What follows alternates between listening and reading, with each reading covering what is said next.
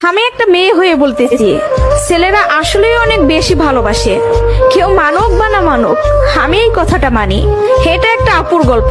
আপু আমাকে বলছিল, আমি যখন ইন্টার ফার্স্ট ইয়ারে পড়ি, একটা ছেলে আমার পিছনে সব সময় ঘুরঘুর করতো। আমি যেখানেই যেতাম ও ঠিক আমার পিছনেই থাকতো। আমরা একই মহল্লাতে থাকতাম। সেই ছোটবেলা থেকে আমি ওকে দেখতেছি। একটু জেদি, তবে কোনো মিথ্যা নেই ওর ভিতরে। ফলচাতুরি এসব কিছুই বুঝে না, আর অনেক চাপা স্বভাবের একজন মানুষ। কষ্ট হলেও মুখ থেকে কোনো কথা বের করে না। ওই যে একটা কথা আছে না, বুক ফাটে তো মুখ ফুটে না। এমনকি আমি যখন ওকে দাঁড় করাই বলতাম, কিছু বলবেন, ও বলতো না কিছু না। একদিন আমিও ওকে প্রপোজ করলাম আর বললাম, আপনাকে দিয়ে কিছু হবে না। আমি সারাটা জীবন আপনার সাথে থাকতে চাই, আপনার বউ হতে চাই আমি। কখনো দূরে সরাই দিবেন না তো?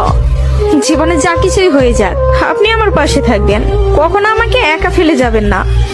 যদি এই ওয়াদা করতে পারে, তাহলে আমি রিলেশন করব। ও অনার্স ফার্স্ট ইয়ারে পড়ে। ও বলল, জীবনে যা কিছুই হয়ে যাক, আমি তোমাকে কখনো ছাড়বো না। আমাদের সম্পর্কের বয়সটা যখন 2 বছর, তখন আমার বাসায় বিয়ের প্রেসার দেওয়া শুরু হয়ে গেল। ফ্যামিলি থেকে ছেলে খুঁজতেছে, সরকারি চাকরিওয়ালা, বিসিএস ক্যাডার। এসবের মধ্যে আমি ওর কথা বলতে ভয় পেতাম, কারণ ও এখনো পড়ালেখা করতেছে। চাকরি তো দূরের কথা, চাকরি পাইতে তো অনেক সময় লাগবে, কিন্তু আমার ফ্যামিলি তো আমাকে সময় দিবে না।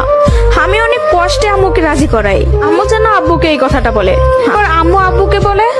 আব্বু সাথে সাথে মুখের উপর বলে দেয়, সম্ভব না, বেকার ছেলের হাতে আমি আমার মেয়েকে দিব না।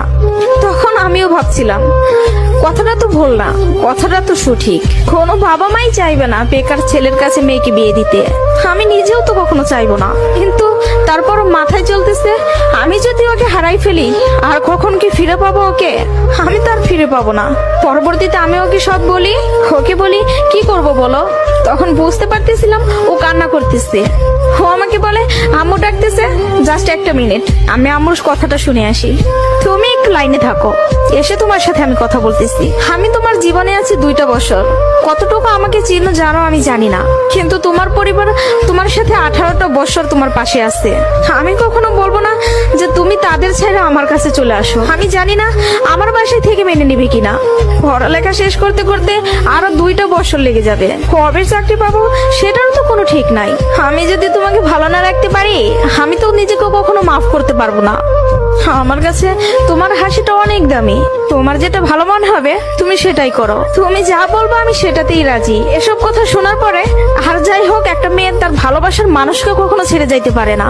আমি তখন একটা জিনিসই ভাবতেছিলাম, জীবনটা তো ছোট, আর আমি আমার এই ভালোবাসার মানুষটাকে হারাই ফেললে আমি নিজেই সারা জীবন আফসোস করব। এরকম কোন ছেলে আর আমাকে ভালোবাসতে পারবে না, আমি ওকে ছাড়তে পারবো না। আমি বাসায় আবারও বুঝাই, তারা বুঝে না। তারপর আমি বাসা থেকে বের হয়ে যাই। বাসা থেকে বের হয়ে ওকে ফোন দেই আর বলি, আমাকে নিয়ে যাও। ও তাড়াহুড়া করে বাড়ি থেকে চলে আসলো। আমি বললাম, আমি তোমাকে বিয়ে করব। ও আমাকে বলে, আমি বলছি না তোমাকে, তুমি যা বলবো আমি তাতেই রাজি আছি। তবে একটা কথা, আমার সাথে থেকে যদি 3 বেলার 1 বেলা খেয়ে থাকতে হয়, পারবা? তার জন্য আমি সবকিছু ছেড়ে আসলাম, তার জন্য আমি সবই করতে পারবো। বিয়ের পরে ওর বাসায় থেকে ফোন দেয়, বলে বাসায় আয়। তারপর ওর বাসায় থেকে মেনে নিল। তার কিছুদিন পর আমার বাসায় থেকেও মেনে নিল। ভালোবাসার জায়গা থেকে যদি বলি, প্রিয় মানুষটাকে নিজের করে পাওয়ার মধ্যে অন্যরকম একটা সুখ কাজ করে, যে সুখটা কখনোই টাকা দিয়ে কেনা যাবে না। আর যদি বলি প্রিয় মানুষটার কথা, আমি ভুল মানুষকে ভালোবাসি নাই, আমার মানুষটা সঠিক ছিল। সেই মানুষটা আমাকে বিন্দু পরিমাণে কষ্ট দেয় নাই। আমি সবসময় একটা কথা বলি, ভালোবাসা সুন্দর যদি মানুষটা সঠিক হয়। প্রিয় মানুষটা যখন নিজের হয়ে যায়, তখন এতটা শান্তি অনুভব হয়, তা হয়তো বলে বোঝানো যাবে না। সুখে থাকতে, ভালো থাকতে টাকা পয়সার আমূল প্রয়োজন পড়ে না, যদি ভালোবাসার মানুষটা পাশে থাকে। কাউকে ধরলে হাতটা শক্ত করে ধরবেন, যেন দিন শেষে সব সময় আপনার পাশে থাকে। তো সবাই ভালো থাকবেন। ভিডিওটি ভালো লাগলে প্লিজ সবাই শেয়ার করবেন।